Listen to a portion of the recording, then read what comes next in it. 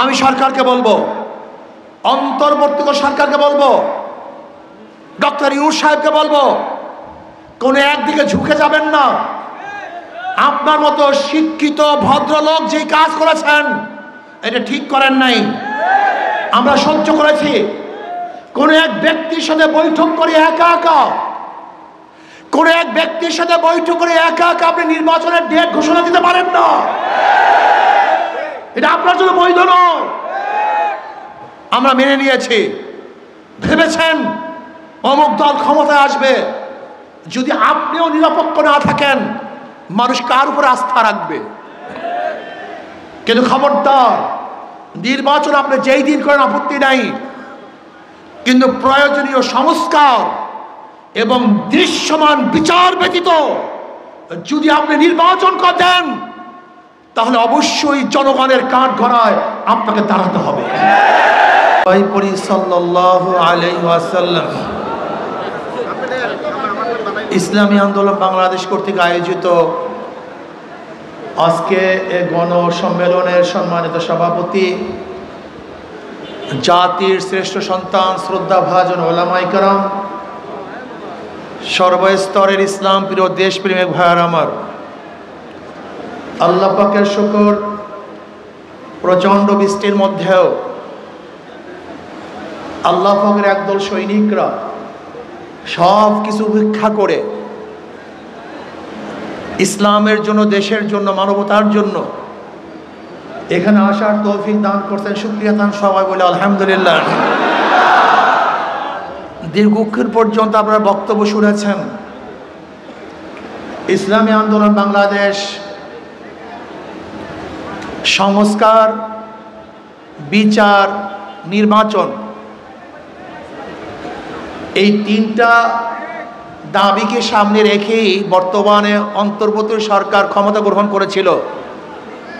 ইসলামী আন্দোলন বাংলাদেশ বলেন যে যেই তিনটা জিনিসকে সামনে নিয়ে আপনি সরকার গঠন করেছেন, সেই সংশোধন, সংস্কার এবং বিচার, দৃশ্যমান বিচার করার পরে নির্বাচন দিবেন। এখানে আমাদের সময় কোনো ব্যাপার না, যদি কালকেও নির্বাচন দেন কোনো আমাদের আপত্তি নেই, কিন্তু সংস্কারের ভিত্তিতে নির্বাচন দিতে হবে। যদি সংস্কার না করে নির্বাচন দেন অসুবিধা কোথায়? এই নির্বাচন গ্রহণযোগ্য নির্বাচন হবে না, নির্বাচন কেউ মানবে না। ইদানিং আপনারা দেখেছেন দুই একটা নির্বাচন হয়ে গেছে, যারা নির্বাচনের পাগল ছিল, নির্বাচন দেন, নির্বাচন দেন, নির্বাচন দেন, তারাই এখন বলে আমরা অংশগ্রহণ করব না।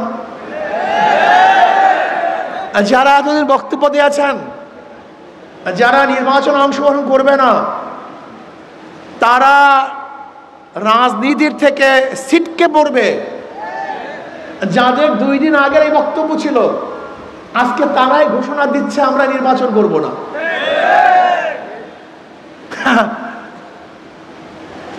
আমি আশ্চর্য হয়ে যাই বিএনপির অবস্থা দেখে। এই বরিশালের অনেক সাংবাদিক আমাকে প্রশ্ন করেছেন যে হুজুর, বিএনপির এত ভোট, এত বড় সংগঠন। আমি বললাম বিএনপির কোনো ভোট নাই, আপনার বিএনপির ভোট দেখলেন কোথায়? হুজুর এত ভোট। বলেন না, আসলে এই ভোট একসময় ছিল মুসলিম লীগের, তখন বিএনপির ভোট ছিল। ভোট ছিল কাদের? মুসলিম লীগের। মুসলিম লীগের পরে ভোট আসছে কাদের? আওয়ামী লীগের। আওয়ামী লীগের পরে ভোট আসছে কাদের? বিএনপির। বিএনপির পরে ভোট আসছে জাতীয় পার্টির। এরপরে জোটবদ্ধ ভোট, তার মানে ভোট পরিবর্তনশীল, এটা স্থায়ীকার ভোট নয়। ভোট মানুষ কেন দেয়? শান্তি পাওয়ার জন্য, মুক্তি পাওয়ার জন্য, উন্নয়নের জন্য, তার মেয়ের ইজ্জতকে রক্ষা করার জন্য, তার বাড়িকে রক্ষা করার জন্য, নিজের জীবনকে রক্ষা করার জন্য, দেশের উন্নয়নের জন্য। ডাকাতি, চুরি, গুন্ডামি, বদমাশের জন্য কেউ কাউকে ভোট দেয় না। স্বামীকে বেঁধে রেখে স্ত্রীকে ধর্ষণ করবেন, এর জন্য মানুষ কাউকে ভোট দেয় না। বগুড়ায় দেখেছেন, প্রস্তাব দিয়েছে বাবার কাছে আপনার মেয়েকে বিবাহ করতে চাই, বাবাই রাজি হয় নাই, মেয়ের সামনে বাবাকে হত্যা করে ফেলেছে। এই বিএনপি, অন্য কেউ না, বগুড়ায় ঘটনা। শুধু বিবাহের প্রস্তাবে রাজি না হওয়ার কারণে বাবাকে হত্যা করছে। এই বাবা হত্যা হবে এর জন্য কেউ কাউকে ভোট দেয় না। তজুমুদ্দিন এই ভোলায়, আপনাদের ভোলায়, আমাদের ভোলায় চাঁদা না দেওয়ার কারণে স্বামীকে বেঁধে রেখে সবার সামনে স্ত্রীকে গণধর্ষণ করেছে, এর জন্য মানুষ কাউকে ভোট দেয় না। ঢাকায় দেখেছেন চাঁদার জন্য আপুসের মধ্যে নিজেদের মধ্যে করুণ ধরে নিজের দলের লোকদেরকে পাথর মেরে সবার সামনে হত্যা করেছে। নিজের জীবনকে বিসর্জন করার জন্য কেউ কাউকে ভোট দেয় না। আপনারা দেখেছেন বিএনপি অফিস করছে, 1 বছর পরে ভাড়া চাওয়ার জন্য গেছে, শুধু ভাড়া চাওয়ার জন্য গেছে, এর জন্য মালিককে হত্যা করছে, এর জন্য মানুষকে ভোট দেয় না। হসপিটালে সিরিয়াল একটু আগে না পাওয়ার কারণে বিএনপির লোকজন ডাক্তারকে থেতলিয়ে দিয়েছে, এর জন্য কেউ কাউকে ভোট দেয় না। সোহাগ পরিবারের সামনে, সোহাগ পরিবহনের সামনে, অফিসের সামনে সিগারেট পান করতেছিল, শুধু সেই লোকজন বলেছে একটু সরে তারপর পান করেন। আর আপনারা জানেন ওপেনে সিগারেট পান করা আমরা বাংলাদেশের আইনের খেলাফ, এটা আইনে নাই। ওপেনে কোনো জায়গায় কেউ সিগারেট পান করতে পারবে না, এটা বাংলাদেশের সংবিধান, বাংলাদেশের আইন। শুধু এতটুকু অনুরোধ করছে একটু পাশে সরে তারপর সিগারেট পান করেন। শুধু এতটুকুর জন্য সোহাগ পরিবারের গাড়ি সহ অফিস ভেঙ্গে, মালিকের বাড়ি ভেঙ্গে চুরমার করে ফেলছে, এর জন্য মানুষকে ভোট দেয় না। আপনারা কতটা ঘটনা বলবো, চাঁদা না দেওয়ার কারণে এতদিন আয়না ঘর করেছে শেখ হাসিনা, এখন আয়নাঘর করেছে ছাত্র দলের লোকজন। আমরা সবাই দেখেছেন কথা না বলার কারণে, না শোনার কারণে ঘুষি লাথি প্রতিদিন চলতেছে। এর জন্য মানুষ রাজনীতি করে না। মানুষ কি চায়? মানুষ কি চায়? শান্তি, মানুষ চায় মুক্তি। আমার মেয়ে হাঁটবে, নিরাপদে হাঁটবে, আমার ছেলেটা বের হবে, নিরাপদে ঘরে ফিরবে, এই দোকানদাররা ব্যবসা করবে, নিরাপদে ব্যবসা করবে, চাকরিজীবীরা চাকরি করবে, নিরাপদে চাকরি করবে। বরিশাল শহরে কেউ বিল্ডিং করবে নিজের জমিতে, সেখানে চাঁদা দিতে হবে কেন? কেন চাঁদা দিব? কাকে চাঁদা দিব? কারণটা কি? আমি আমার জমিতে ঘর করব, কেন চাঁদা দিব? আমি সরকারি লাইসেন্স নিয়ে গাড়ি চালাবো, ওই গুন্ডাদেরকে কেন আমি চাঁদা ব্যয় করবো? কারণটা কি? এমন কোনো জায়গা নেই যেখানে চাঁদাবাজি নেই, এর জন্য মানুষ রাজনীতি করে। আপনারা দেখেছেন কাবিখা টিআরের বস্তায় বস্তায় চাল বিভিন্ন বিএনপি লিডারদের বাসা থেকে উদ্ধার করা হয়েছে, এর জন্য মানুষকে ভোট দেয় না। প্রিয় জনগণ ভাইয়েরা আমার, এখনো ক্ষমতায় যায় নাই বিএনপি, এখনো ক্ষমতায় যায় নাই। এরপরে তাদের অবস্থা এই, ভয় আছে যেতে পারি কি পারি না, যদি অপকর্ম করি মানুষ ভোট দিবে না। এই ভয়ে ভয়ে যে কাজগুলি করতেছে, যখন ভয় থাকবে না, যখন ক্ষমতা চলে যাবে, এই দেশটার অবস্থাটা কি হবে বলেন তো? এখনো ক্ষমতায় যেতে পারবে কি পারবে না, অপকর্ম করলে সেই ভয় আছে। তারপরও এই কাজ, যখন ক্ষমতা চলে যাবে এই দেশটাকে নরকে পরিণত করবে, জাহান্নামে পরিণত করবে। আমার জনগণ বন্ধুরা, আমার জনগণ বাবারা, আপনারা বারবার ভোট দিয়েছেন, 70-এ ভোট দিয়েছেন, 73-এ ভোট দিয়েছেন, এরপরে ভোট দিয়েছেন বারবার, বহুত ভোট আপনারা দিয়েছেন। কিন্তু ভাগ্যের পরিবর্তন দেখেন নাই, শান্তি পান নাই, জনগণের জানমালের ইজ্জতের রক্ষা হয় নাই। আবারও ভোট দিবেন, কাদেরকে ভোট দিবেন? দেখে শুনে বুঝে তারপর ভোট দিয়েন। আমরা চাই না এই দেশটাকে নরক করতে, আমরা চাই না এই দেশটাকে গুন্ডার দেশ বানাতে, আমরা চাই না দেশটা ধর্ষকদের দেশ হোক, আমরা চাই না দেশটা চাঁদাবাজের দেশ হোক, খুনিদের দেশ হোক, জালেমদের দেশ হোক। এইটা আমরা চাই না। আমরা চাই মানবতার দেশ, শান্তির দেশ, মুক্তির দেশ, যেখানে আমার গরিব বন্ধুরা না খেয়ে থাকবে না, বাংলাদেশের একজন জনগণ বস্ত্রহীন থাকবে না, আমার মা বোনরা ধর্ষিতা হবে না, কোনো গরিবদের উপরে জুলুম অত্যাচার করা হবে না। মসজিদের মধ্যে ইমাম সাহেব বক্তব্য দিবে, কাউর উল্টা ফুলটা, কাউর বিরুদ্ধে বক্তব্য দিলেই ওই গলা টিপে ধরবে, এরকম আর সমাজ আমরা দেখতে চাই না। আজকে বিএনপি হাজারো জায়গায় আল্লাহর জিকির বন্ধ করে দিয়েছে, আল্লাহর জিকির বন্ধ করবে এরকম কোনো লোক আমরা রাখতে চাই না। আমরা চাই স্বাধীনভাবে দেশের মানুষ বসবাস করবে, সবাই চলাফেরা করবে।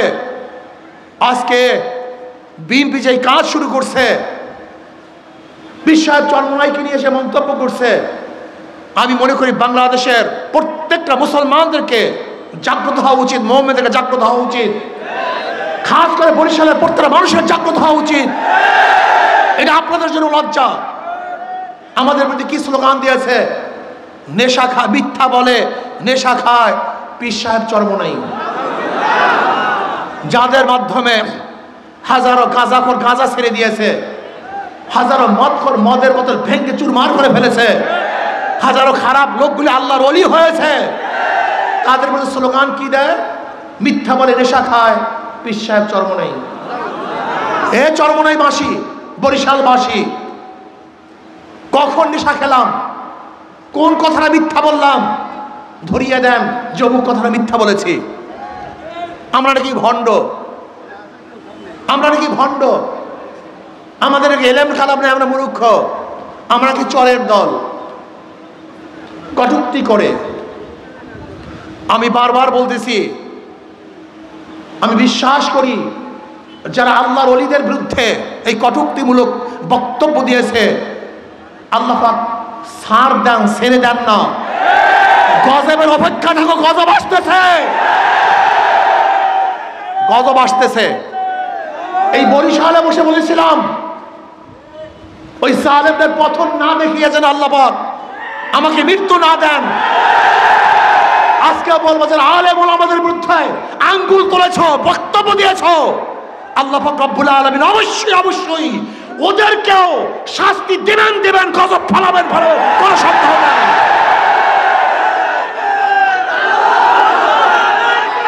যেই কাজগুলি তারা করেছে, যেই কাজগুলি করেছে আপনারা দেখেছেন, ওলামায়ে কেরামদেরকে বক্তব্য দিতে দেয় না, সাধারণ মানুষকে চলতে দেয় না, এখনো ক্ষমতায় যায় নাই। তুমি ভেবেছ সেই আগের সেই ধানের শীষ দেখলেই মানুষ পাগল হয়ে যাবে? আল্লাহ, এটা 2025, ওরা সব দেখবে, ওদের বক্তব্য দেখবেন, শুধু জিয়াউর রহমান সাহেব এইটা করছে, সেইটা করছে, এইটা করছে, সেইটা করছে।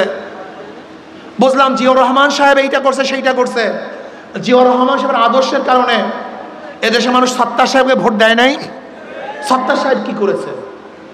জিয়াউর রহমান সাহেব এইটা করেছে, সেইটা করেছে। খালেদা জিয়াকে 1991 সালে ভোট দেয় নাই। খালেদা জিয়া কি করেছে? জিয়াউর রহমান সাহেব এইটা করেছে, সেইটা করেছে। 2001-এ বিএনপিকে ক্ষমতায় নেয় নাই। 2001-এ কি করেছো সেইটা বলো। দেখবেন বিএনপির মধ্যে এরকম কোনো বক্তব্য নেই, আমরা এইটা করছি, সেইটা করছি, কোনো বক্তব্য নাই। শুধু জিয়াউর রহমান সাহেব এইটা করছে, সেইটা করছে। বলবেটা কি? এরা তো ক্ষমতায় গিয়ে দুর্নীতিতে 5 বার দেশকে চ্যাম্পিয়নশিপ করছে। এরা দুর্নীতিতে 5 বার চ্যাম্পিয়নশিপ করছে,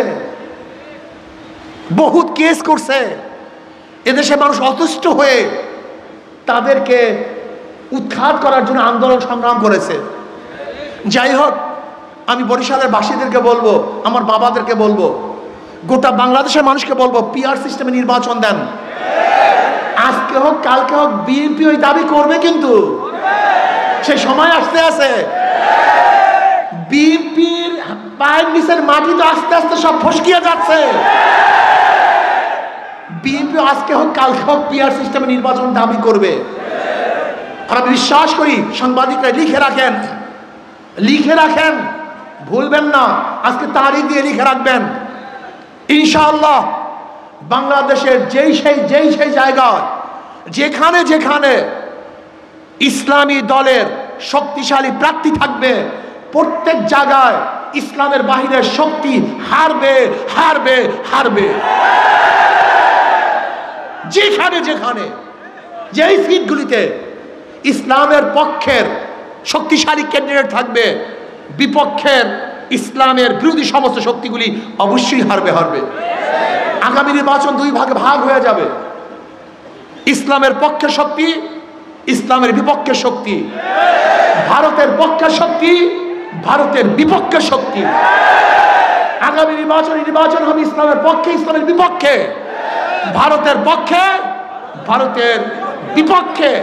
আর আগামী নির্বাচনে জিতবে কারা?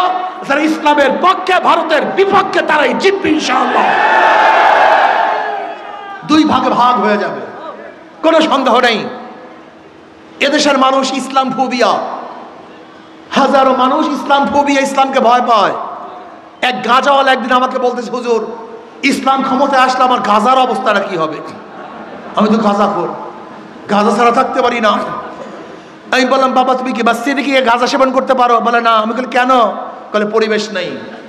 আমি বলি ইসলাম ক্ষমতায় আসলে গোটা বাংলাদেশটা মসজিদে পরিবেশ হয়ে যাবে, তোমাকে গাঁজা সেবন করতে হবে না। তাহলে প্রমাণ কি? আজকে এখানে হাজারো মানুষ আছেন যারা বিড়ি পান করেন, ধূমপান করেন, এরকম কি একটা লোক এখানে নাই? কই এখন পান করেন না কেন? কথা বলেন না কেন? নিষেধ করছি, বাধা দিছি, কি নাই? ঠিক ইসলামী হুকুমত আসলে পরিবেশ থাকবে না, আপনি এমনিতে ভালো হয়ে যাবেন। চোরেরা মনে করে হুজুর ইসলামী ক্ষমতা আসলে আমার চুরির অবস্থাটা কি হবে? আমি বললাম, তুমি চুরি করবা কেন? ক্ষুধার্ত? স্ত্রীর জন্য, ছেলের জন্য, মেয়ের জন্য? তোমার চুরি করার দরকার নেই, সরকার দায় দায়িত্ব নিয়ে নেবে। তোমার ছেলের, তোমার মেয়ের, তোমার পরিবারের দায় দায়িত্ব সরকারের থাকবে, তোমাকে চুরি করতে হবে না, সব দায় দায়িত্ব সরকারের। তুমি চুরি করবা কেন? দাড়ি যারা কাটেন তারা মনে করে ইসলামী হুকুমত আসলে আমার দাড়ির অবস্থাটা কি? আচ্ছা বলেন তো, মসজিদে ঢুকলে আপনাকে ইমাম সাহেব বলছে দাড়ি রাখিয়ে আসেন? আজ পর্যন্ত শুনছেন কোন জায়গায়? ইসলামের সবচেয়ে বড় পবিত্র জায়গা হল মসজিদ, সেখানে আপনাকে দাড়ি রাখার জন্য আপত্তি করে না, দাড়ি ছাড়া ঢুকতে দেয়।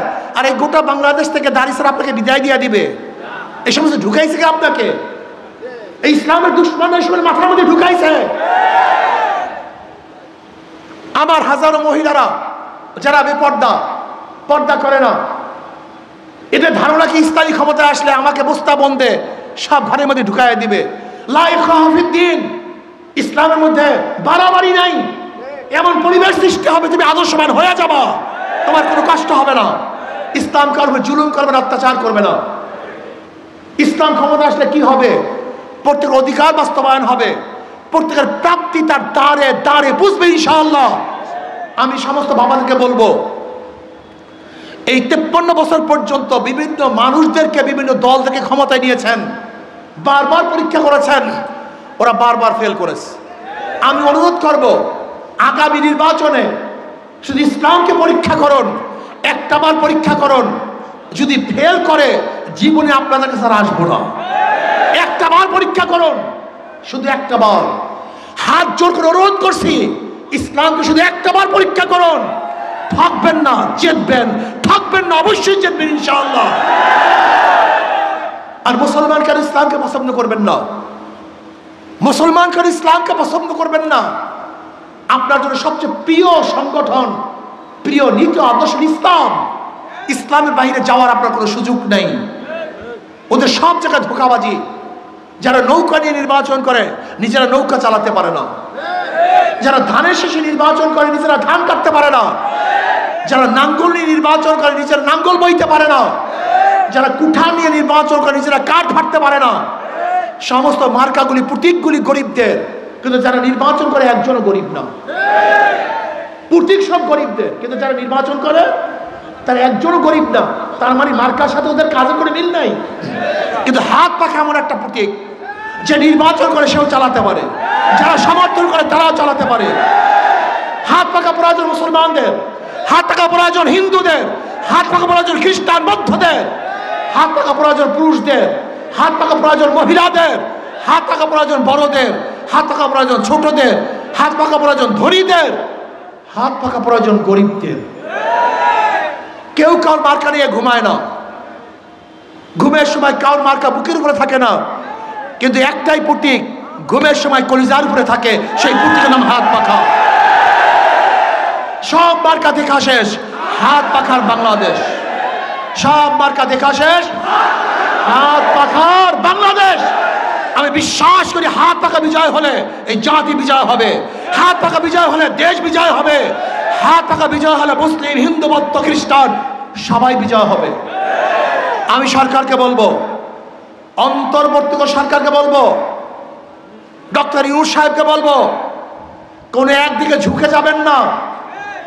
আপনার মতো শিক্ষিত ভদ্রলোক যেই কাজ করেছেন এটা ঠিক করেন নাই, আমরা সহ্য করেছি।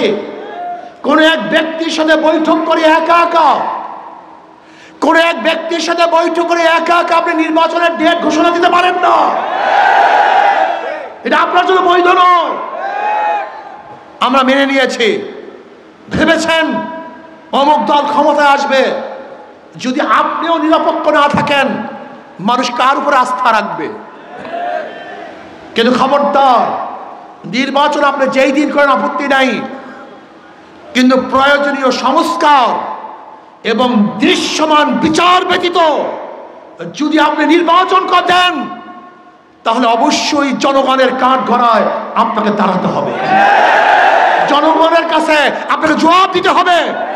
যে ইউনূস সাহেব আপনি তিনটা জিনিসকে সামনে নিয়ে ওই চেয়ারে বসেছিলেন, সংস্কার, দৃশ্যমান বিচার এবং নির্বাচন। আপনি শুধু নির্বাচন উপহার দিবেন, সংস্কার করবেন না এবং বিচার করবেন না, আপনি ওয়াদা খেলাপ করেছেন। আমরা বিশ্বাস করি যদি সংস্কার ভিত্তিক নির্বাচন হয় সেই নির্বাচন গ্রহণযোগ্য নির্বাচন হবে না, প্রশ্ন নির্বাচন হবে। যদি 1000% স্বচ্ছ নির্বাচন হয় একদল বলবে কারচুপি হয়েছে, নির্বাচন ঠিক হয় না, ইঞ্জিনিয়ারিং হয়েছে, বিভিন্ন বক্তব্য দিবে। কাজে এমন নির্বাচন চাই যেই নির্বাচন গ্রহণযোগ্য নির্বাচন হবে। নির্বাচন কমিশন সাহেব আপনি কি বলেছেন? পিআর সিস্টেম সংবিধানে নাই। আপনি নিজেকে সংবিধানে আছেন, আপনি নিজেও তো সংবিধানে নাই। আপনি কি জানেন যে সরকার ফল করার 3 মাসের মধ্যে নির্বাচন দিতে হবে, এটা সংবিধান। আর আপনি তো 3 মাসের পরে বসছেন, আপনার তো বৈধতা নাই। এই সংবিধান আপনাকেই তো বৈধতা দেয় না, আর আপনি বলছেন সংবিধানে নাই। আমরা বলবো আপনিও সংবিধানে নেই। যেরকম আপনার সংবিধানবিহীন, ঠিক পিআরও আমি মনে করি সংবিধানবিহীনই হওয়া উচিত। কারণ এই 72 নির্বাচনে 72 সংবিধান আমরা চাই না। এই সংবিধানকে পরিবর্তন করতে হবে। সমস্ত ফ্যাসিস্ট তৈরি করে এই 72 সংবিধান, এটা যার যার মতো কেটে সেটে নিজেদের অনুযায়ী, নিজেদের স্বার্থ অনুযায়ী সাজানো হয়েছে। এই সংবিধান মানুষকে কল্যাণ দিতে পারে না, মানুষকে মুক্তি দিতে পারে না। কাজে সংবিধান পরিবর্তন করতে হবে, সংস্কার করতে হবে, বিচার করতে হবে, পিআর সিস্টেমে নির্বাচন দিতে হবে। আর পিআর সিস্টেমে নির্বাচন দেওয়ার জন্য ইনশাআল্লাহ আমরা কর্মসূচি ঘোষণা করব। অবশ্যই অন্তর্বর্তী সরকার পিআর সিস্টেমে নির্বাচন দিতে বাধ্য হবে ইনশাআল্লাহ। আর যারা বলে পিআর বুঝি না, খায় না, মাথায় দেয়, ওদের রাজনীতি করার কোনো অধিকার নাই। একটা পিআর সিস্টেমে নির্বাচন হবে কি হবে না সেটা ভিন্ন কথা, কিন্তু একজন রাজনীতিবিদ যদি বলে আমি বুঝি না, তাহলে তার রাজনীতি করার কোনো অধিকার নেই। কাজে আসুন আগামী নির্বাচনে হাত পাকা প্রতীকের পক্ষে ইনশাআল্লাহ যে যেখানে আসি সব শক্তি নিয়ে ঝাঁপিয়ে পড়বো। রাজি আছেন ইনশাআল্লাহ? আমাদের বরিশাল আগুলজারা, আমাদের আগুলজারা উজিরপুর থেকে আমাদের রাসেল সদর মেহেদী সাহেব ইনশাআল্লাহ নির্বাচন করবেন, বলেন আলহামদুলিল্লাহ। আমাদের সিরাজ সাহেব বাবুগঞ্জ বুলাদির থেকে ইনশাআল্লাহ নির্বাচন করবেন, বলেন আলহামদুলিল্লাহ। আর আমাদের হযরত মাওলানা মুফতি আবুল খায়ের সাহেব মেহেন্দিগঞ্জ হিজলার থেকে নির্বাচন করবেন, আলহামদুলিল্লাহ। এবং আমাদের ডাক্তার সিরাজি সাহেব আলহামদুলিল্লাহ তার অবস্থা তো খুবই ভালো, ইনশাআল্লাহ নলছিটি জালুঘাট থেকে নির্বাচন করবেন, আলহামদুলিল্লাহ। আমাদের সবাইকে কবুল করে নেন। এবার বরিশালবাসী বেঁধেছে জোট, হাত পাখায় দিবে ভোট। আল্লাহ আমাদের সবাইকে হাত পাখায় শাহেকে জন্ম দেয় বরিশাল সদর থেকে। আল্লাহুম্মা আমিন।